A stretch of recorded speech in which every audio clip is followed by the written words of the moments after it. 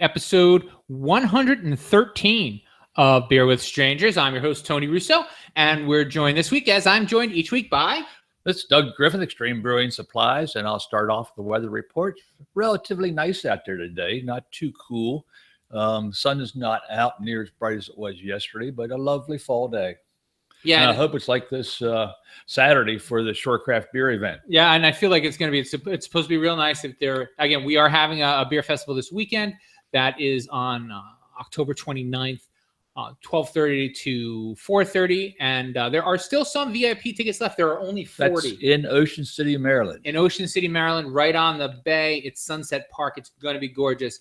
But it's almost all the way south in the Ocean City. Right, it's right. It's on the bay side, practically on the inlet. And we had great weather last year, and it was a blast. And I think that's one of the reasons we had so many. We have more advanced tickets now than we did last year by half. So last year I think we had 150 pre-sold, and this year we have 400 or something. Oh, like wow! That. Yeah. So there's going to be a lot of people there. It's going to be a lot of fun. And there's going to be some great beer. We already talked about it on the Facebook Live, but in case you missed the Facebook Live and in case you're listening in your car, the two that Doug will be serving are the Redbeard CPA, which is the Citra IPA that Sean made. And the Theobroma. And the Theobroma. Which is a Dogfish clone. Right, and that's from their Ancient Ale, so it's not one that's out all the time. I don't think I've had it before. No. Is that because they don't put them out? They put no. It's put them out periodically, and I think if they're big sellers, they redo them more frequently, maybe yearly. Right, like the Midas Touch is out all the time, and but anyway, it was really good. And if you'd like to see a tasting on that, you can go to our Facebook page where Doug gives you a little walkthrough of the taste of the beer. What else do we have for this week? I think that's all on the announcements department. Do we have classes coming up? Next weekend, we have a beer class. I'm sorry. Yes, next weekend. Trying to think which. This weekend, I'm in Ocean City, and then next weekend we're back to no festivals, so we have a beer class. This first one for over a month. Right, and that's on I guess November 6th, 5th or 6th. Yes, Saturday. Remember the 5th of November, unless it's the 6th. And the cool thing about the beer classes is there's always like snacks and tastings. So it takes about, because it's an extract class. Yes, extract class takes about 2.5 hours by the time we get the beer brewed and answer all the questions and show you how to make beer. And then you can always come back and have a taste of the beer that was made that day. If you're thinking about homebrewing, we're going to talk a lot about homebrewing this week because I found a lot of good homebrew articles and because we're trying to incorporate it more into the show. So as we go on, you'll hear more about homebrewing and hope you'd be excited to try it as I am. But that's why I come here. I come here so I can watch him homebrew and I don't have to clean up afterwards. I can say, hey, guys, that was a good job. I'm going home now. So the first story that I wanted to talk about was decoction. Decoction. What is it? And decoction is an old type of brewing. It's still done some with Germans still do some decoction mashes, and it was a older method because the grains weren't as fully malted as they are today. The barley, as it's malted, grows, and the inside of the seed becomes softer and softer, becomes starchy, to provide the sprout and the root with nourishment till the sprout gets up into the sun. So the get it from the sun. So it gets the sun starts providing the nutrients. Yes. Well, not the nutrients, but photosynthesis. Photosynthesis, right. But decoction, because they didn't have good controls of malting many years ago, it always left the very top of the seed as very hard. They used to call them steely tips. So decoction, because it's a process where you take out a portion of the your hot water and grain, boil it, put it back in, it helps to soften those steely tips. Oh, so you can cook more of the starch out, or more of the flavor out of the barley. Right. It softens it up and converts the hard tip into a starchy substance. But it's usually a single decoction or a double decoction means it's done one time or two times. Right. But it helps hit some of the necessary rests, a protein rest, which is about 122, and then there's a 149 where you're going to saccharification rest where you convert all your sugars, and then there's another rest at 165. It stops all the process, but it still helps to soften everything up so you get better extracts out. Now, would doing it today, is that just to be fancy? Is there a good reason to do it with modern malt? Some people say you get a little bit more malt flavor out of it because of the boiling process. I've tried it, and it takes roughly 2 hours longer to do it for a decoction because you got to take it out and heat it to a boil, put it back in, let it sit for a while to take it back out, and heat it to a boil. It's been 10 years ago. I tried it and I didn't see any difference from what I was doing. So I haven't done it since. So the flavor isn't, if there's a flavor improvement, it's negligible. Yeah. And it may be more for lower hop beers where you're going to notice that hop flavor more. English style, German styles where they're not overly hopped. The malts forward. Right. You may see some difference, but most malts today, if not all malts today, are fully modified, which means those steely tips aren't there. Right. So the only thing you may get is slightly more malt, but you also may get some astringency from all the boiling. Right. Exactly. Yeah. Well, if you're interested in trying it, there are directions on the website. But it does take longer. It does take longer. And whether or not it adds flavor is negligible. But it's something, one of the things that I've been trying to do, that we've been trying to do every week, is to talk more about homebrewing, since we are in a homebrewing shop. And since Doug knows about homebrewing and I don't. So that's it's kind of a quick class. And one of the things about homebrewing is that you do a lot of these things yourself. So the other thing that I wanted to talk about was the hop dryer. Well, doing your things yourself, it depends upon how much time you have, what your level of expertise is, how much you want to get into actual doing. Yeah, this is for people who take it very seriously. What we're talking about is there is a hop dry. You can, all right. So if you no matter what, if you want to use fresh hops, you have to dry them first. Well, you got to dry them to a certain degree. Right. You pick them, generally, you would pick them periodically throughout the summer when they seem to be getting less green, when they start to shrivel somewhat. Right. And in the past, I've just put them on a screen, like a window screen, somewhere out of the direct sunlight, on porch or carport or someplace where they get a little bit of airflow, and just let them sit there for a day to dry. Because you don't want a whole lot of moisture in them. And then I put them in bags and put them in the freezer. Mm-hmm. Squeeze the bag as tightly as you can to get all the air out, and then freeze them, which makes them more stable. Now, I do know that in colonial days, they would cure them like tobacco. So they would actually hang them in barns, the way you would hang tobacco. But if you're in a rush, you can build your own. This looks like a big heating fan system. Right. So is that? It looks like it's on top of a box fan. I'd say so. Yeah, but you're trying to get the moisture off, and a little heat may help.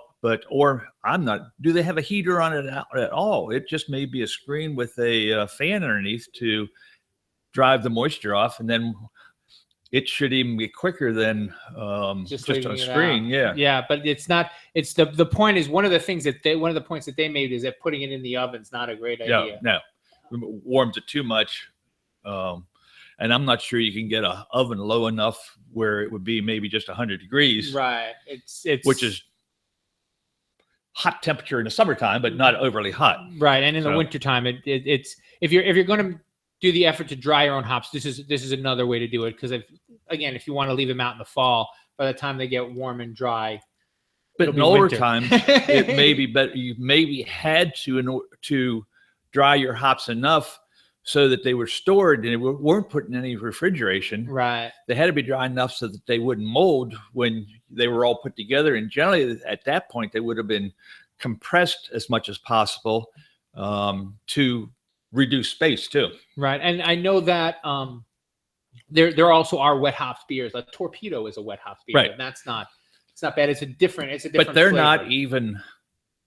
They're generally from picking to kettle hours, if not 1 hour, Really? 1 hour, 2 hours. They try to get them in as soon as possible so that the hops are as fresh as possible. So like a production wet hopped beer is literally right off the vine. Right. Wow, They that's probably crazy. would go out maybe in the middle of the night, pick as many hops as the brewery anticipated they needed, and then had it at the brewery first thing at sunrise. Wow, when they start brewing, or early morning, so that the temperatures are low. The other thing that I came across was a place where they have lots of good reviews of gear. And one of the things that interested me were these high-end growlers. I do not own a high-end growler. I don't feel like I need a high-end growler. So I was trying to think of a positive way to use them. And I was thinking that if I were a home brewer, for example, rather than lug all your bottles to a place, you could have one of these and you could bring it. Do you use them? Do you have any? I've got the brown growler, and I even have 1 or 2 clear growlers. And that'll do you. And I'll give you. I got a lot of brown ones. So, but to me, it depends upon how finicky you are about your beer, and just knowing the process and what happens to your beer. I think is half the battle. Beer generally, I find, if you get a beer from a brewery or someplace that is pouring a growler, as long as you keep it closed, it to me lasts at least a month. Right. But they're saying some of these bottles, they had leaks in them. Some of them have overpressure. It seems like a lot. Yeah, it seems like a lot to do. And again, for the negligible, like if you're going to make the effort, you may as well make an effort that makes a big difference instead of a little. There was one that said moderate for carbonation. It was moderate, or maybe it was high, and the other ones were all moderate. So, but one of them relieves the pressure at 10 pounds. But to me, if you get your beer, you're going to generally put it in a cooler anyway to keep it cold. They left them sit out for 24 hours to see what the results were and understand what they're doing reviews. Right. So, but for the most part, a simple, even clear growler, if you get it in the evening, you take it home for the next day, it's going to be in the fridge. It's not going to be out in the sun. So it, to me, doesn't matter as long as that top seals well. Realizing that once you open it and take that first pint out, every pint beyond that is going to have less carbonization in it unless you drink it all that evening. Right. And it's 4 pints in a growler. It's not like if 2 people are sharing a growler, that's not unreasonable. And if you're going fishing, if you're going out for the day, anytime you would bring beer, you're gonna bring ice. Right. And you're gonna generally. But going out, if I was going to take it out in the boat somewhere, I'd make sure it was in a brown growler because you have more chance of it being sunstruck outside, and it doesn't take long, 10 minutes, and you'll get a noticeable skunkiness out of your beer. So even putting it in a glass and going outside has the chance of that beer, by the time you're done that glass 10, 15 minutes later, you may start to notice differences in that beer. That's why I try to never let a beer live in a glass for 10 minutes. It's kind of a policy of mine. There is a reason why they put beer in brown bottles. Right. Or in cans. And actually, we'll get to the canning thing later. But the other thing I wanted to talk about, because I thought this was neat. I'm sure you were aware of this. I'd never seen this. For many years now. Yeah, I can imagine. It never even occurred to me. One of the other articles that I saw that I thought was fun was the idea of doing extract brewing, but then getting specialty malts to kind of enhance the flavor. Is that? Yes. And we do this all the time. 95% of our beer kits have malts that we put in a bag and heat to extract those flavors out. And yes, most of our kits say remove them somewhere between 160 and 170 degrees so that you're not pulling excess of tannins out of the husks.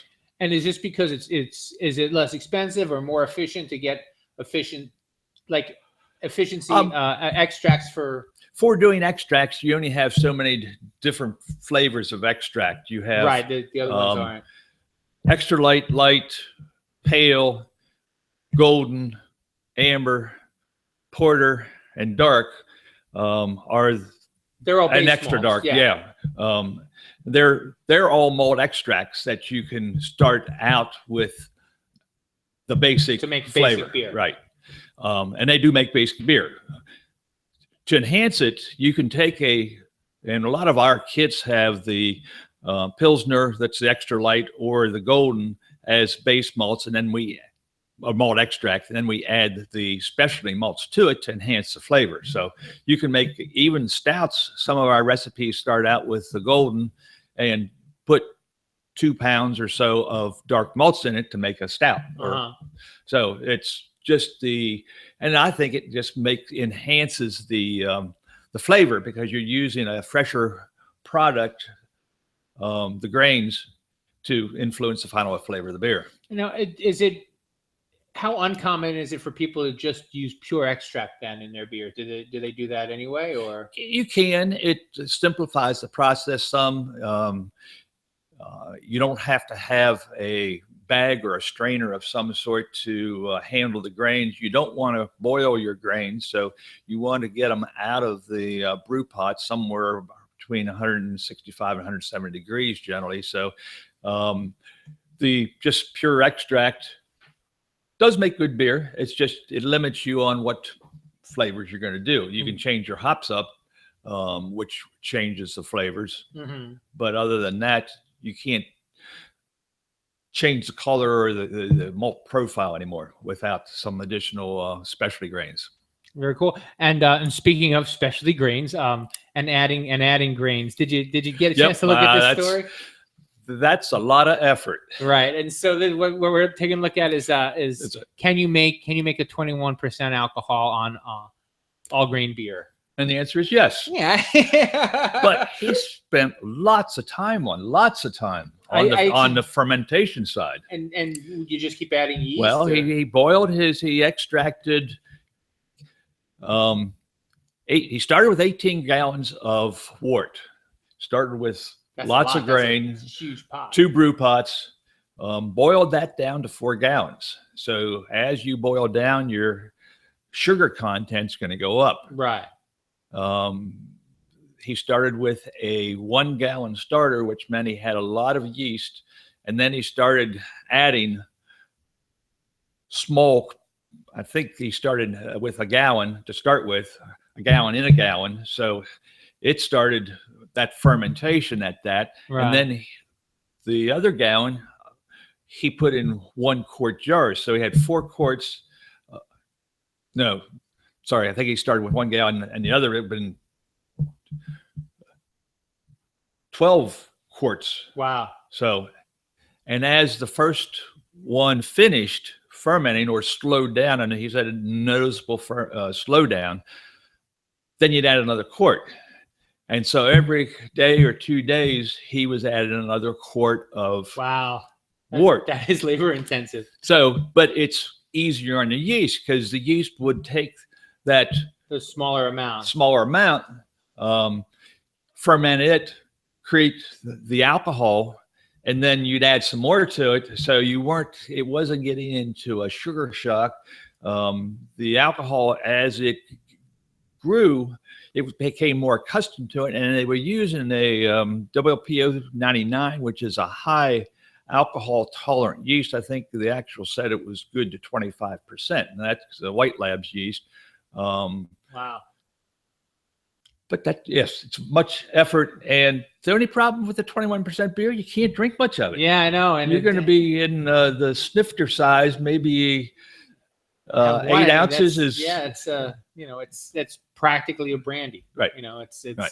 more. But it's interesting that you can actually do that with the effort. Right, and that's the thing that one of the themes, I guess, that kind of emerges. I was looking at when people want to take the time to just I'm going to really, really get into this aspect of it. I'm going to build a fan. I'm going to boil water for 17 hours, And I thought it was interesting. He said, the next time, if ever, that I'm going to make this, here are some suggestions. It ended up being a little sweet, which means he needed to add a little bit more bittering hops to counteract that sweetness. But for our first try, he said it didn't turn out too bad. It was drinkable. But the thing is, how much can you drink of a yeah. And one of the things we talked about last week was how important it was to keep notes. So hopefully he took excellent notes. Well, so he wrote a good article, I think, and did have notes about what to do next time. So and so again, just drink what you like and be happy, obviously. So I think it's cool that people make the effort. And now we're more into the news. Well, it's one more thing, but he did talked about Sam Adams and the Utopia and the there's another one Sam Adams made, but Dogfish is 120. Mm-hmm. But the breweries have more of a problem doing what he did because they're generally pitching into the whole volume. So there's a huge scale. Right. So, but they possibly could do it, but they'd have to keep that in something. They'd have to put their initial brew, 3/4 of it, in something that was sterile, and then maybe very slowly, continuously adding. But it would be challenging. Yeah, and that's why they're so. Oh, World White Stout, I guess, is coming out sometime soon. I speak when you said Dogfish Head, I remember that I saw that someplace. And there's somewhere it varies 16 to 22%. I know. I think when they first started the brewery, Sam Adams and Dogfish were going 1 year, one would be higher, the next year the other one would be higher. So for 3 or 4 years, I know they were trading the record back and forth, but I think Sam Adams has gone well beyond what Dogfish has done recently. They're taking it even more seriously. The next thing we wanted to talk about, and I think we may have talked about this on the show already. I know that I've been thinking about doing a story like this for a while, but I was interested in having a craft boilermaker. Like if you wanted to have a shot in a beer, what whiskey, what beer? I don't like this suggestion, but I like the premise. So what they said is Highland Park 12-year-old Scotch. And Scotch for me isn't for shooting. I don't think I don't even think Scotsman. But it ruins the generally the Scotches you drink or you get the single malts are because of the unique flavors they have. Right. You don't want to. So you're diluting the flavor unless, now I got to admit, some of the ones, especially the peaty ones, the Frog, I think, is very, very peaty. And I don't like that really overly peaty stuff. So maybe that would be a good solution for being able to drink that beer into would give you that smokiness, but not over the top smokiness. So take a whiskey that you're not nuts about and level it off with a beer that you are nuts about. Yeah, and I think it's a waste of good whiskey. Certainly a waste of good whiskey. If it is a good whiskey. But I was thinking of trying a bunch of different local craft beers with a bunch of different whiskeys to see like which would make like how they set one another off. I still go. I've said this before. I know. I don't like too much alcohol because I want to drink more beer. Right. The beer is the thing I like. The flavor. And to me, it's not about getting intoxicated or high real quick. Right. Which is what this is going to do for you. That's going to knock you on your butt. Yeah. This is a one drink night. Yeah. If you're going to especially if you're going to have I want to taste a beer more for a longer period of time. So, but if you're you're in a hurry. If you're a high-end steel worker and you want to, because I was actually in your neighborhood. I was up at Deep Creek Lake. We didn't stop in Frostburg, but that's coal country. And that's someplace where you get off at 7:00 in the morning and you go and you have a shot and a beer on your way home. But this is, it is a little much, but the taste of whiskey and the taste of beer, they do go well together. I've had a couple of Boilermakers are better before 11 o'clock. But it's oranges and oranges here to me because all whiskeys were beer. Yeah, they just distilled off the alcohol. So it's most of them now. Some of your whiskeys do have corn and other adjuncts in it, but there are a lot of them that are strictly barley based or barley and rye. So you are talking about beer and beer here, right? Well, that's what I was thinking of. Maybe a cheaper whiskey, to kind of because the way I've taught my kids to drink whiskey, is the more of the alcohol you can taste, the lower the quality. It's just kind of a thumbnail thing for me. If it's more flavor, if it's more burn and less flavor, then it's cheaper. If it's more flavor and less burn, then it's better. So do you drink your whiskeys with some water in it to dilute it, or do you just drink them down? Rarely. I'm a Manhattan guy. I drink the high alcohol stuff. Yeah, I like Manhattans.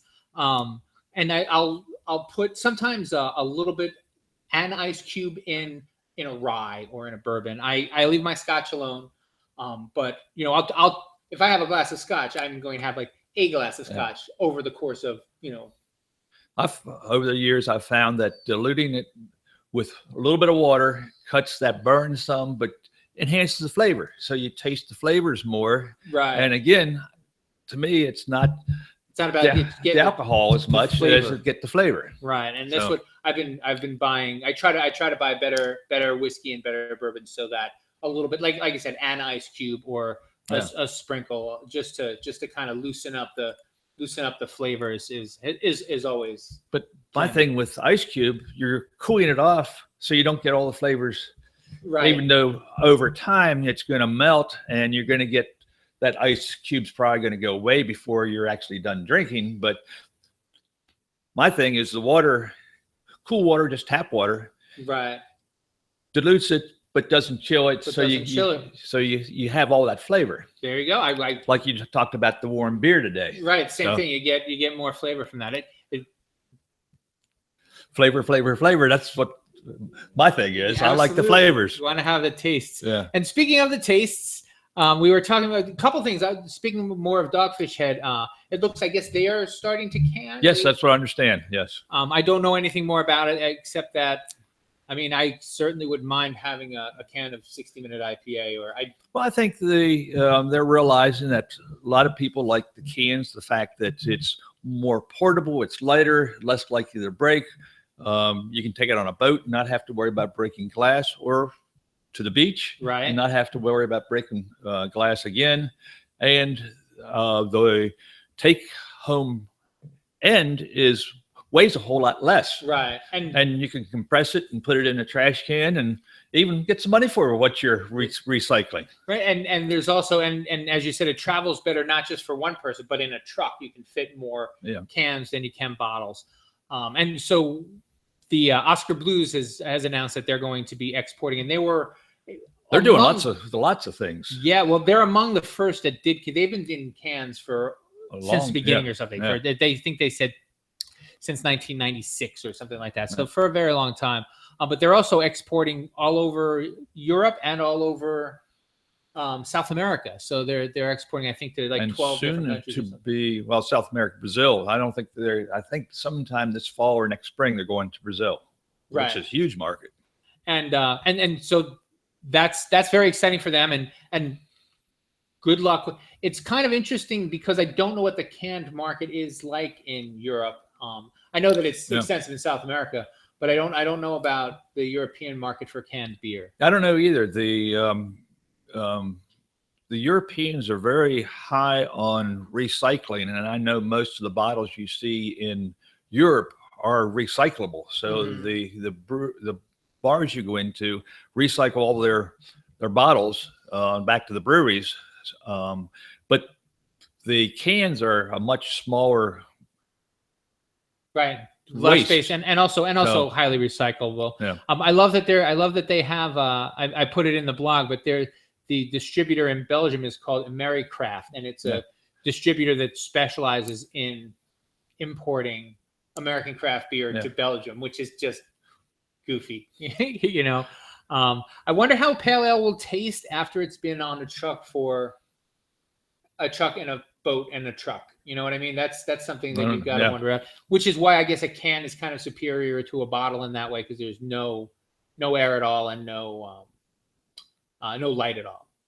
Right. So, but most bottles don't get light anyway. They're in a case. Right. So. And we are burning through this show. We got too excited about all our stuff up, but we're at the end anyway.